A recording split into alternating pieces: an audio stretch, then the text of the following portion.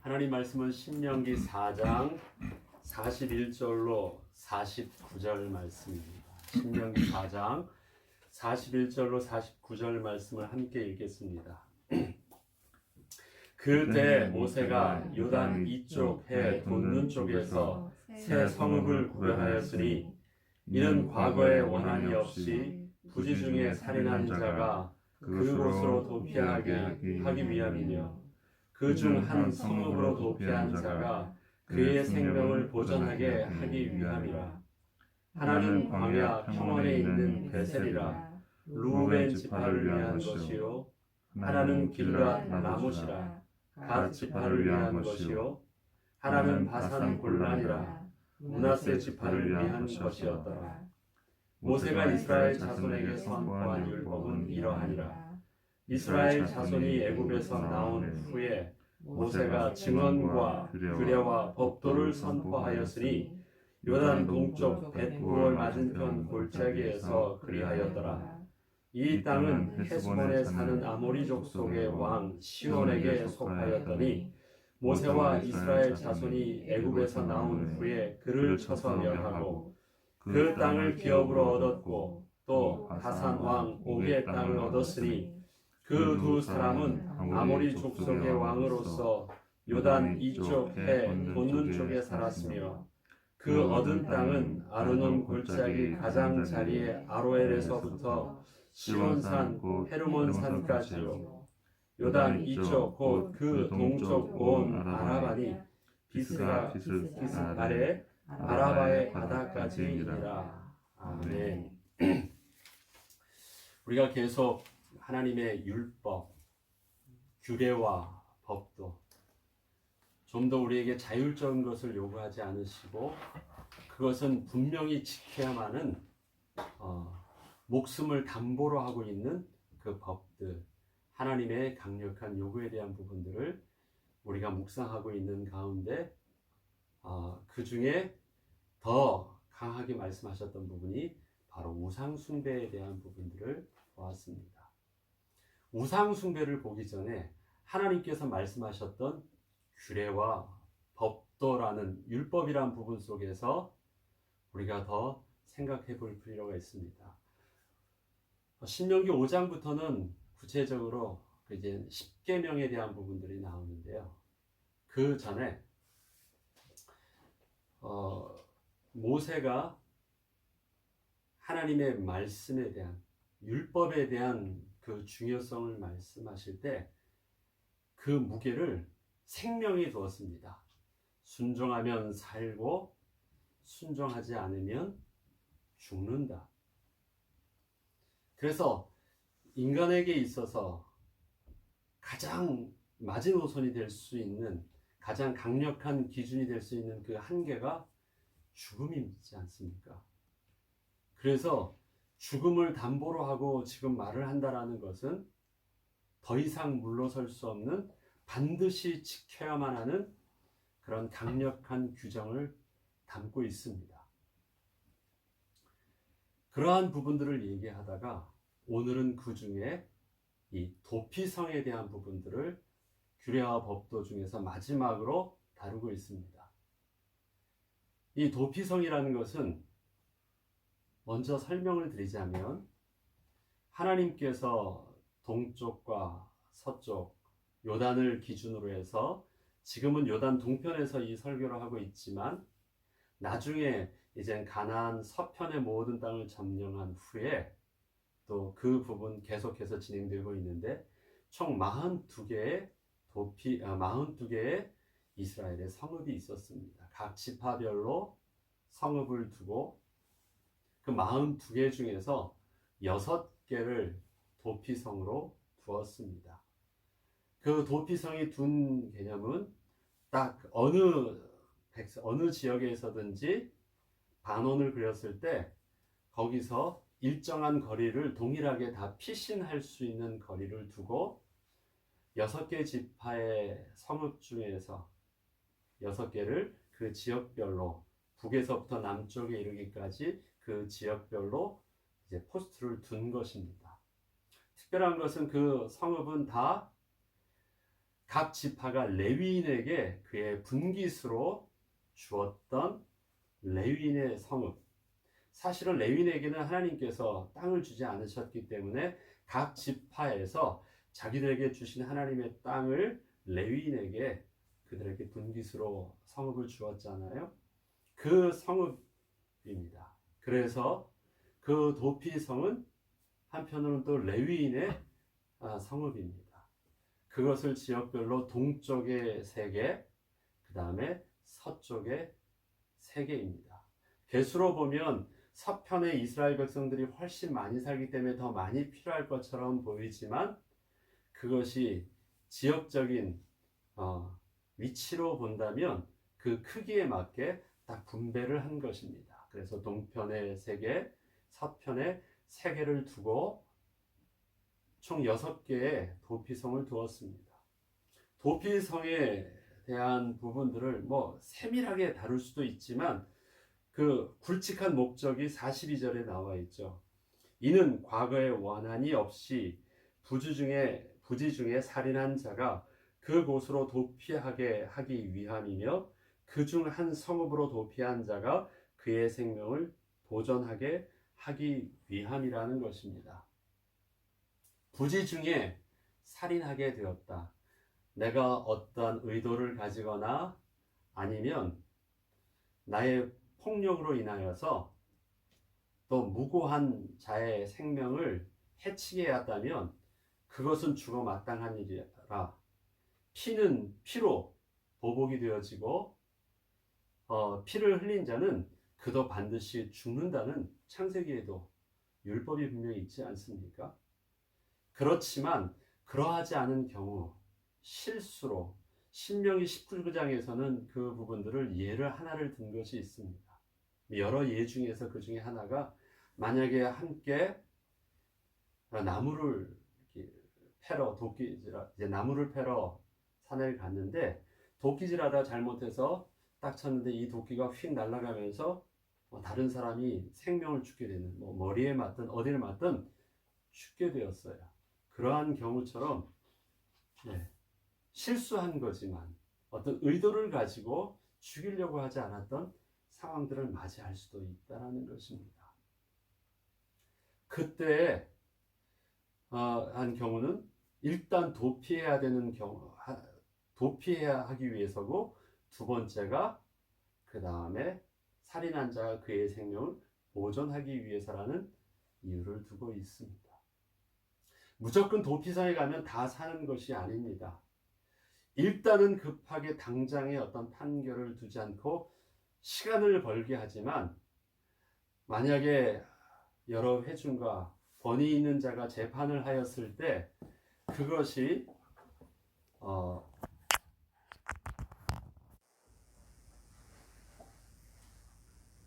그것이 다른 경우라면, 그것이 만약에 진짜 부지불식간에 한 것이 아니라고 한다면 그것은 분명하게 죽음을 겪습니다.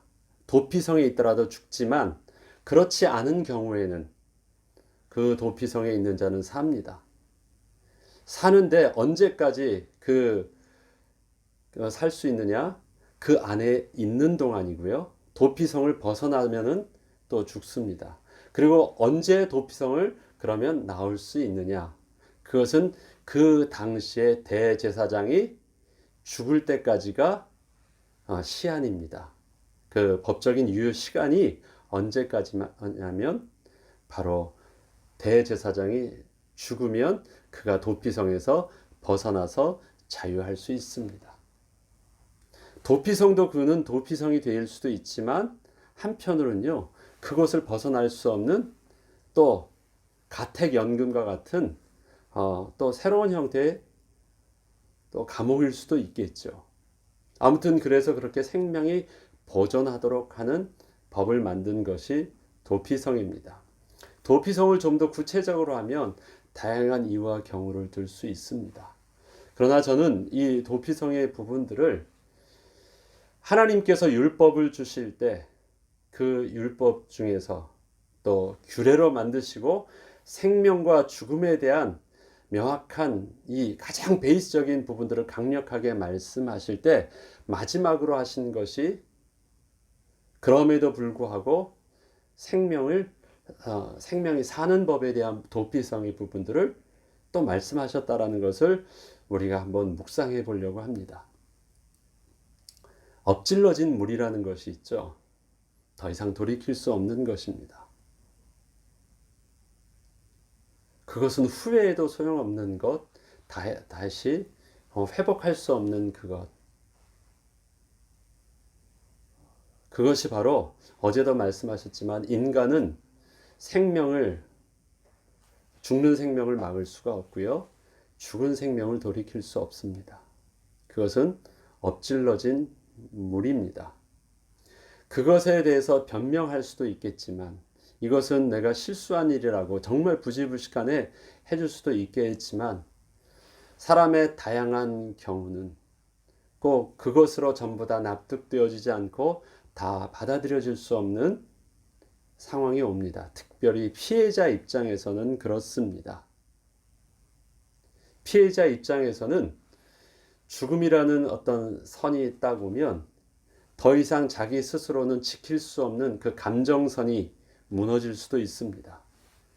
그에게 있어서는 통제할 수 없는 그 가장 베이스의 선들이 무너진 거기 때문에 자기가 그동안 지켜졌던 자신의 인격과 그가 지켰던 어떤 두려움과 한계로부터 벗어나는 상황이 올 수 있기 때문에 그에게 피해자 가족에게 있어서의 그 흥분들은 2차, 3차에 또 하나의 어떤 살인과 또 하나의 큰 문제를 일으킬 수도 있는 것입니다. 왜요? 지금 강력하게 죽음의 문제를 두고 통제하고 있는데 그 통제선이 무너졌기 때문에 그렇습니다. 그래서 도피성이라는 부분들을 두고 시간을 벌게 하고 그 다음에 도피성에 둘 때는요. 그 가해자와 피해자의 문제만으로 이 일들이 처리될 수 없기 때문에 반드시 도피성의 규례를 따를 때는요. 회중이라는 말을 씁니다. 회중이 그 가해자를 살인한 자를 어떻게 해요? 피해자로부터 건져내요. 그를 어디로 도피시켜 줍니까? 그게 도피성으로 도피시켜 줍니다. 왜? 둘 가운데 해결할 수 없는 어떤 상황적인 문제에 왔기 때문에 그렇습니다. 그래서 일단 둘을 분리시켜 주고 도피하게 하고 또 회중이 그 부분들을 이제 하나님의 율법과 상황에 맞게 지혜와 지식을 가지고 판정을 해서 선을 지켜주는 것입니다. 그리고 레위 지파가 그 살인한 자를 보호해 주는 것입니다. 생명을 두고 하지 말라 하라라 했는데 그것과 상관없이 이 생명이 가장 기초적으로 두려움의 마지막 선을 무너진 상황 속에서도 사실 인간적으로 보면 다 끝난 것입니다. 인간적으로 본다면 다 끝났기 때문에 더 이상 어떻게 할 수 없는 사람이 자기가 가지고 있는 소중한 것을 지킬 때까지가 조심한데요. 그 소중한 것을 잃었다라고 생각하고 그것을 버려버리면 그 다음은 그 사람에게 통제할 것이 없습니다. 자기의 가장 베이스적인 것이 무너지면 그렇습니다.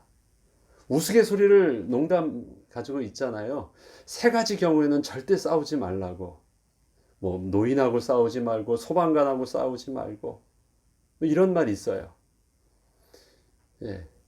노인하고 싸우지 말라는 이유는 뭔지 아시죠? 막 가는 인생이라는 거예요. 이제 다 끝났다라는 거예요. 소방관하고 싸우지 말래. 물불을 안 가린다라는 거예요. 네. 이런 말들 자체는 뭡니까? 그들에게 있어서 가장 마지노선이 무너지고 나면 통제가 안 된다라는 것입니다. 그런데 도피성은 어떤 것입니까? 세상 사람들이 말하는 그 마지노선 뒤에도 그것이 다 끝나지 않았다는 사실들을 알려줍니다. 사람들에게 지금 통제되는 것은 생명의 법, 육신이 죽느냐 사느냐의 법이 가장 두려움으로 보여지지만, 혹시 그러한 세상에서의 그 두려움의 통제의 제한선을 넘어서는 사건이 있다 할지라도 그 다음에 통제할 수 있는 또 다른 법이 있음을 보여줍니다. 그것은 무엇입니까? 우리 인생이 그것으로 끝나지 아니하고 그 이후에도 우리는 하나님 앞에 서야 되는, 하나님의 법 앞에서 우리는 순종하는 법을 배우는 것입니다. 세상의 지금의 모든 사람들의 행동이요, 어느 정도 통제가 되어질 수 있는 것은요, 사람들에게 두려움이 한계치를 넘어서기 전까지는 세상의 모든 치안과 질서가 유지되어집니다. 그런데 그것이 패닉이 오는 상황이 옵니다. 그 후에 그러면 그 질서가 무너질까요? 세상의 그 어떠한 법이 자기 죽음을 지켜줄 수 없다라고 생각한다면 그 다음에 무엇입니까? 이젠 자기가 법이 되어지고 그 다음에 자기의 가장 기본적인 자기 자신이 주권이 왕이 되어서 스스로 본능적으로 생활하게 됩니다. 그것이 세상에서는 이제 패닉 상황이 오는 것이에요. 그러한 조짐들이 지금 보이니까 그것을 빨리빨리 통제하고 그러한 두려움의 상황이 오지 않게 하려고 상황들을 지금 최대한 통제하려고 애쓰는 것이 각 나라마다 지금 일어난 상황입니다. 그것이 조금 가벼운 상태에서 이루어지고 있는 눈에 보이는 사건이 뭡니까? 사재기예요. 그거는 본래는 그렇지 않아도 되고 공공 질서 속에서 가만히 뒀으면 아무 문제가 없었던 것이 어느 정도 통제가 되지 않는 어떤 그 개인의 두려움의 성향들입니다. 생명에 대한 선들을, 그러나 그것이 넘어서게 되면 그 다음부터는 이젠 더 이상 움직여지지 않죠.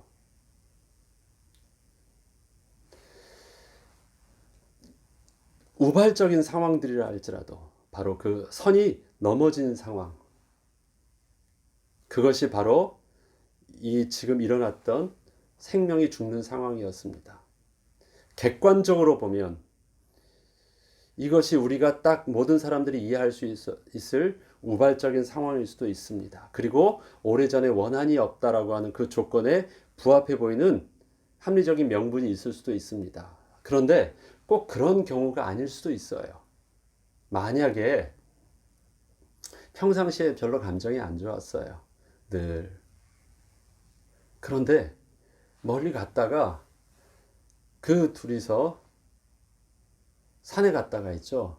일이 일어난 거예요. 한 사람은 죽었고 한 사람은 살았어요. 그런데 그것에 대해서 객관적인 증거를 말해줄 수도 없어요. 왜? 증인이 없다면. 근데 나는 이렇게 했다라고 말하는데, 그래서 자기는 부지불식간에 죽게 되었다라고 모든 사람 앞에서 변명은 하고 있는데, 가해자의 부모가, 피해자의 부모가, 피해자의 형제가 평상시 그 사람의 행동을 알고 있었고 감정을 알고 있었는데 상황을 증거할 수 없다고 한다면 그 느낌이 어떨까요? 이거는 통제가 안 되는 상황입니다. 그리고 그 당시의 법은요, 율법적으로서도 피해 복수라는 게 분명히 있어요. 피를 흘리게 한 자는 죽는 것이거든요. 그래서 이미 한 사람이 죽었을 때는 가해자에게 있어서는요, 죽음이 이제 죽임을 당한다라는 것이 이미 그 시한폭탄이 터진 상태입니다. 가야 되는데 그것을 딱 도피성인 것으로 막아둔 것이에요. 다 받아들일 수 있을까요? 그 죽음에 대해서? 그렇지 않아요. 그렇지 않을 수 있는 경우들이 얼마나 많습니까? 얼마나 모든 법이 그것을 다 납득하게 해주는 경우가 어디 있습니까? 그런데 도피성은 그렇게 하라고 하시면서 막아두신 거예요. 피해자 입장에서는 하나의 더 결단이 필요합니다. 무엇이 필요할까요? 정말 억울할 수도 있어요. 정말 그 부분들을 내 속에 있는 어떤 이 본능적인 욕구 속에서는요, 그것을 악으로하고 말할 수 있어요. 이건 선이 아니다라고 말할 수 있어요. 그런데 그럼에도 불구하고 순종해야 되는 하나님의 법 앞에 있게 되는 것입니다. 그럼에도 불구하고 순종해야 되는 하나님의 법. 너무너무 내가 억울할 수 있고, 이것은 내가 정말 옳을 수 있고, 인간적인 기준 속에서는 이젠 더 이상 넘어선 선이라 할지라도 이젠 인간적인 기준 안에서의 통제를 받는 것을 넘어서서 눈에 보이지 아니하는 하나님의 근본적인 법 앞에서 그래도 그러함에도 불구하고 무릎 꿇는 법을 배우게 하는 것입니다. 도피성은요, 아무 일 없는 나한테는 무관할 수 있어요. 그러나 벌어지고 나면 우리는 반드시 그 도피성으로 피해야 되는 나의 일이 됩니다. 그래서 도피성은 미리 알아두어야 돼요. 어디에 장소가 있는지, 지금 내가 있는 장소에서 어디에 가까운 곳에 어디 있는지 그 길을 알아야 되고요. 그 다음에 그곳에 미리미리 그 장소를 분명하게 알고 있어야 돼요. 그래서 급하게 딱 하면 무조건 도망가야 돼요. 피해야 됩니다. 시간을 벌어야 되거든요. 그 다음부터 작용되어지는 것은 공동체가 하는 일입니다.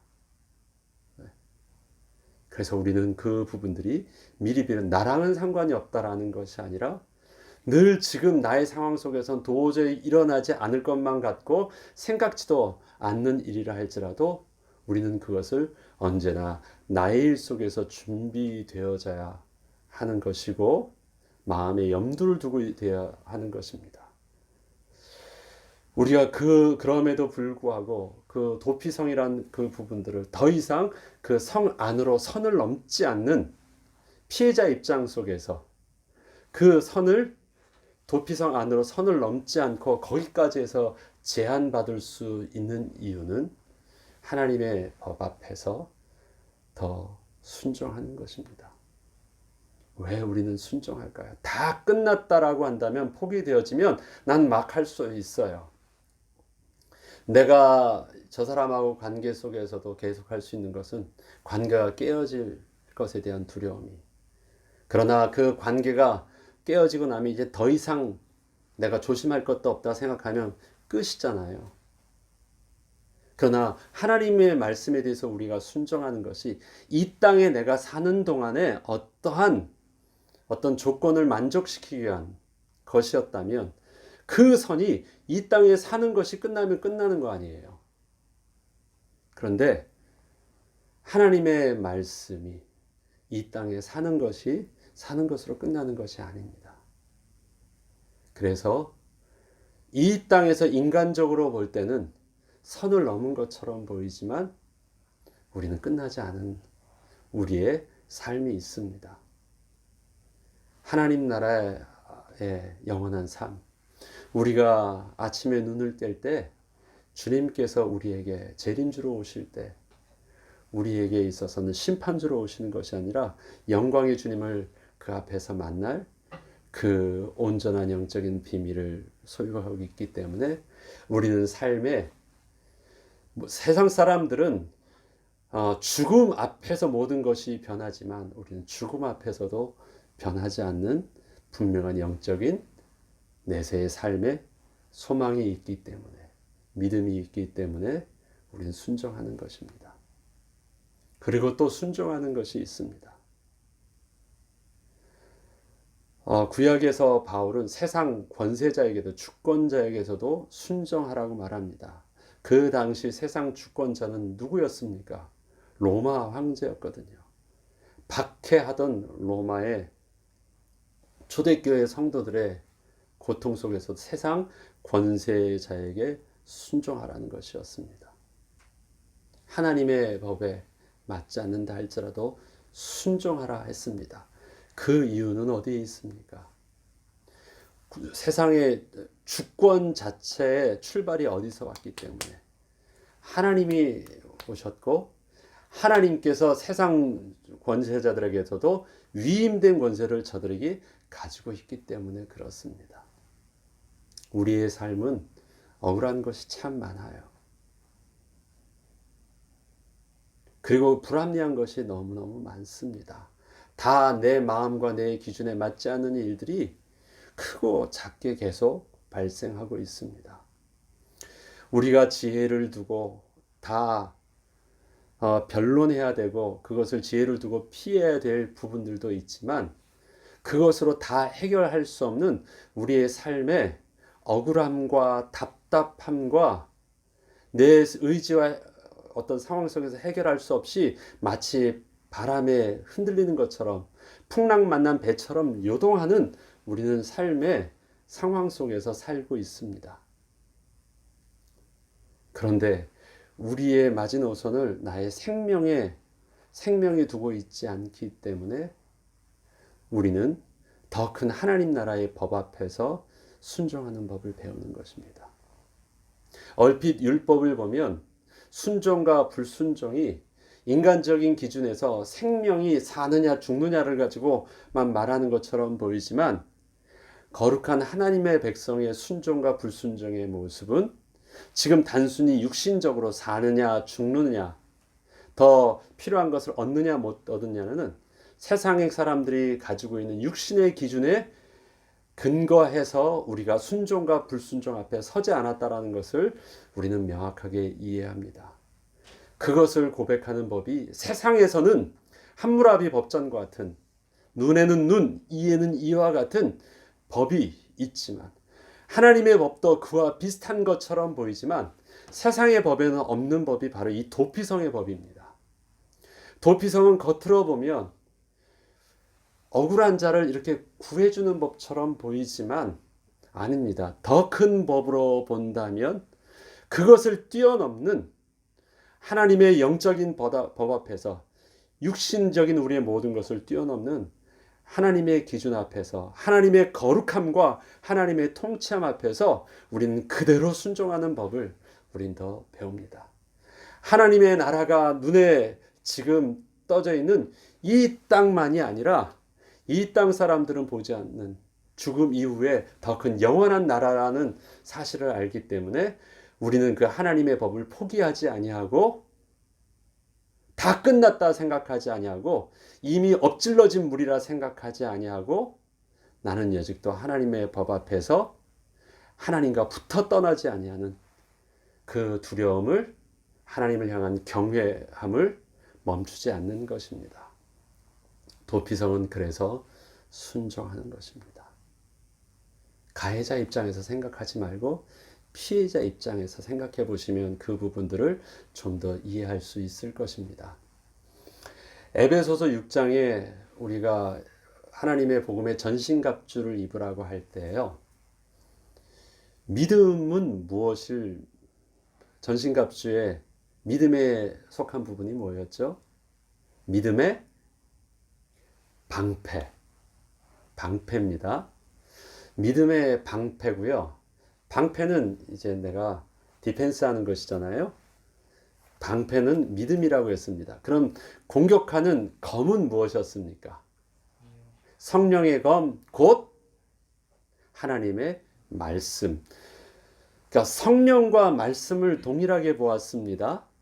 다시 말해서 힘은 무엇입니까? 성령도 하나님이시고 말씀도 하나님이십니다. 하나님의 뜻, 하나님의 말씀이 공격하는 것이고요. 그 다음에 방어하는 것은 믿음입니다. 자, 그러면 전쟁을 한번 생각해 보죠. 전쟁을 할 때 방패를 사용할 때가 언제입니까? 저들의 공격은요, 제일 먼저 여러분 영화를 보면 옛날 고대 영화를 보면요, 제일 먼저 공격의 제1차 공격은 뭐죠?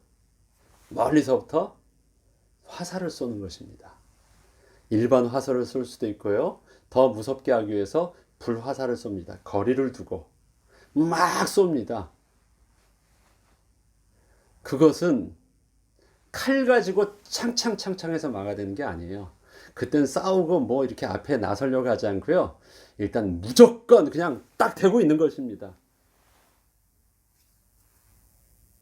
그 다음에 강력하게 막 밀고 오려고 하는, 밀어붙이는 것이 있습니다. 사람이 달려오든 전차를 가지고 오든 말을 타고 오든 그것은 속력을 가지고 막 뚫으려고 막 오는 두 번째가 바로 저들이 막 달려오는 그 힘입니다.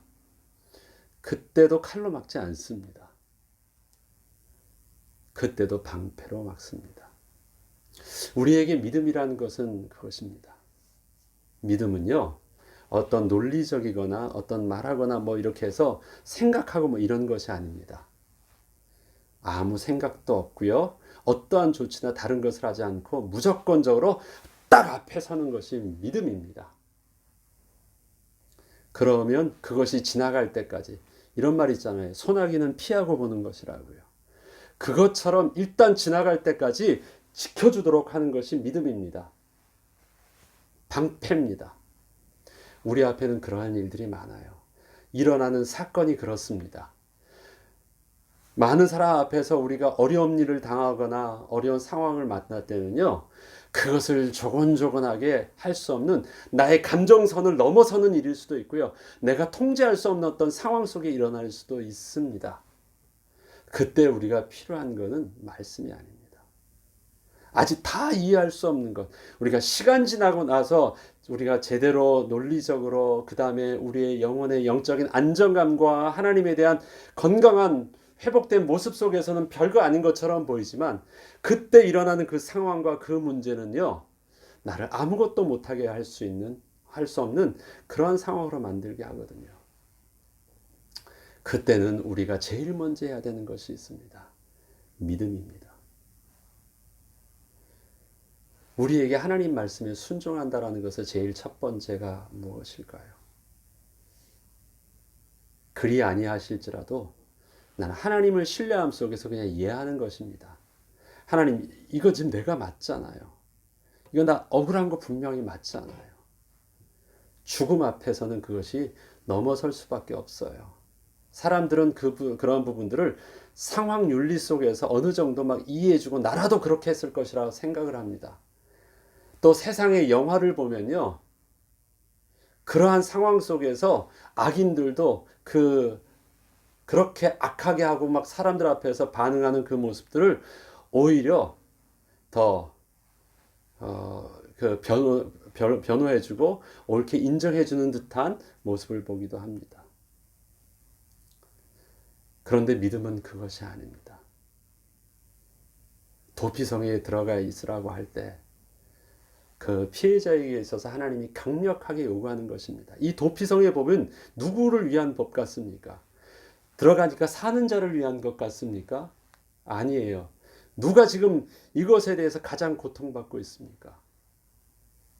그리고 이 고통에 대해서 진짜 망하게 될 수 있는 가장 위험성에 있는 사람이 누굴까요? 피해자입니다.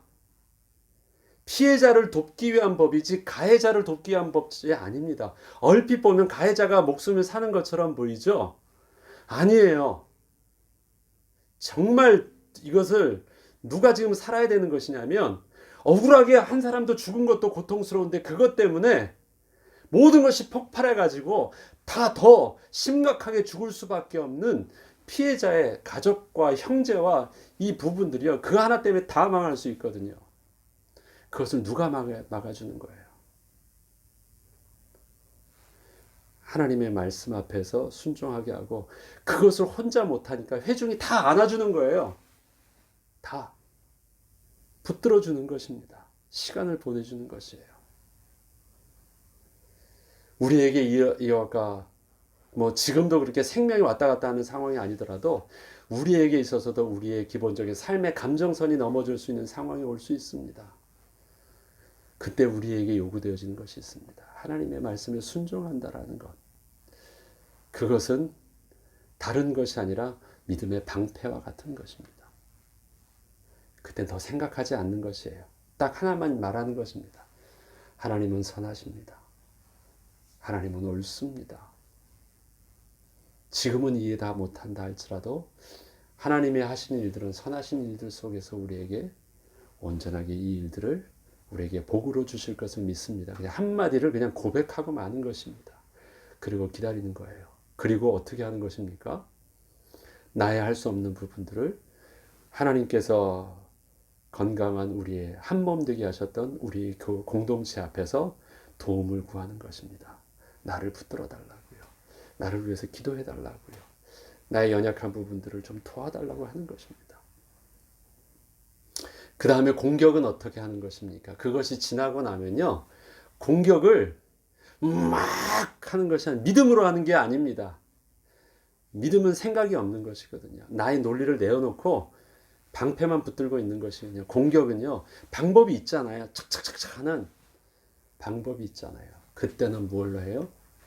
하나님의 말씀을 가지고 하나님이 내게 주셨던 하나님의 말씀과 하나님의 약속을 가지고 이젠 조근조근하게 하나님의 그것들을 확인해 나가면서 그동안 나를 공격했던 불신앙 앞에서 공격했던 사단의 앞에서 그 다음에 성령의 인도함을 받는 하나님께서 그때 내게 가르치고 생각나게 하시는 성령의 인도하심의 말씀을 가지고 하나하나 정리하기 시작합니다. 막 소나기가 날 때는 내가 아무것도 모든 것이 백제에 있어서 모든 것이 프리즈에 있었는데 내가 그것을 지나고 나서 그런 부분들을 하나님 앞에 성령의 도우심을 구할 때 그 하나님은 가르치고 생각나게 하셔서 바른 생각 속에서 그 부분들을 이기게 해나가게 하시는 것입니다. 그래서 도피성에서는 두 가지 목적이 있다는 것입니다. 첫 번째가 그곳으로 도피한다. 이건 시간을 버는 것입니다. 그리고 거기서 도피한 자가 그의 생명을 보존하게 됩니다. 도피한 자가 생명을 보존할 수 있는 이유는 무엇입니까? 생명을 죽일 자가 죽이지 않기 때문에 사는 거예요. 그렇죠? 생명을 죽일 자가 그 안에 들어가지 않습니다. 그 다음에 생명을 보존하는 두 번째가 있어요. 그 안에서 영원토록 사는 것이 아니거든요. 만약에 경우가 많을 수 있는 대제사장이요. 조금 건강해가지고 오래 살 수도 있는데 오늘 내일 하던 대제사장이 있었어요. 그렇다면 어떻게 될까요? 도피성도 소용이 없어요. 네. 일주일 후에 대제사장이 죽었어요. 그래서 유효한 법이 없어요. 그렇게 된다면 어떻게 될까요? 도피성이 그 사람에 대한 법은 없어진 거예요. 그럼 죽어야죠, 뭐. 그럴까요? 아니에요. 생명을 보존하고 시간을 두고 이 부분들을 하나님 앞에 맡기게 되면 더 큰 하나님의 법 앞에서 순종함으로 살게 되는 것입니다. 하나님의 백성이 육신적인 연약함이 당장 일어나는 어떤 상황 속에서는 우리의 컨트롤할 수 없는 감정선이 있지만 시간이 지나면 하나님의 거룩함 앞에서 하나님의 통치함 속에서 하나님이 우리의 마음과 생각을 죽이면서 우리의 삶에 올바른 하나님의 인도를 받는 바른 생각을 하게 하더라고요. 그렇게 해서 도피한 자가 사는 것입니다. 그리고 피해자도 하나님 앞에서 사는 것이에요. 함께 사는 것입니다. 말씀을 정리하겠습니다. 도피성, 세상의 법은 두려움만 있습니다. 그러나 그 두려움도 더 그 선을 넘을 수 없는 두려움은 그냥 생명을 가지고 담보로 하는 그 이상의 더 강력한 두려움은 말해줄 수 없습니다. 그러나 우리가 하나님을 두려워하는 것은 내 목숨의 문제를 가지고 두려워하는 두려움이 아닙니다. 영원한 하나님의 생명을 두고 두려워하는 영원함 속에서의 두려움입니다. 우리는 그 하나님을 포기할 수가 없습니다. 이 땅에서의 삶이 잠시 지나간다 할지라도 영원한 하나님 나라의 삶은 계속되기 때문에 우리는 그 하나님 말씀의 순종함에 대해서 더 이상 못 참겠다라는 말은 없습니다. 우린 참는 것이 아니라 그것이 옳습니다 하고 믿음으로 받아들인 것입니다. 세상의 참음은 한계선을 넘어서면 더 이상 못 참는 상황이 오지만 우리는 하나님 말씀에 순종함은 참는 것이 아니라 우리의 제자리를 찾은 것이기 때문에 우리는 우리의 죽음의 문제 앞에서도 하나님을 신뢰함으로 끝까지 순종하는 것입니다. 저와 여러분의 영원한 도피성은 어디입니까? 하나님의 말씀입니다. 하나님을 신뢰함입니다. 그래서 사는 것입니다. 우리의 생명을 담보로 한 순종이 아니라 하나님을 선하신 하나님을 신뢰함 속에서 영원한 하나님 나라를 소망하는 하나님의 백성의 모습 속에서의 순종함입니다. 그리고 시간이 지나면 그것은 하나님께 순종함이 너희가 정말 복이었다라는 사실들을 하나님은 우리에게 증거로 보여주실 것입니다. 그리고 우리 앞에는 구름같이 허다한 증인들이 있습니다. 저와 여러분에게 지금 일어나는 우리의 모습 속에서 너 시험을 당해 범죄치 말고 너 용기를 다해 곧 물리치라고 하는 우리 오늘 불렀던 그 찬양 가사처럼 우리의 영적 싸움은 생명의 주관자 대신 하나님의 신뢰함 속에서 믿음의 방패를 가지고 하나님의 말씀을 가지고 승리할 수 있는 영적인 비밀들을 우리가 놓치지 않고 나아가야 되겠습니다. 주기도문으로 마치겠습니다.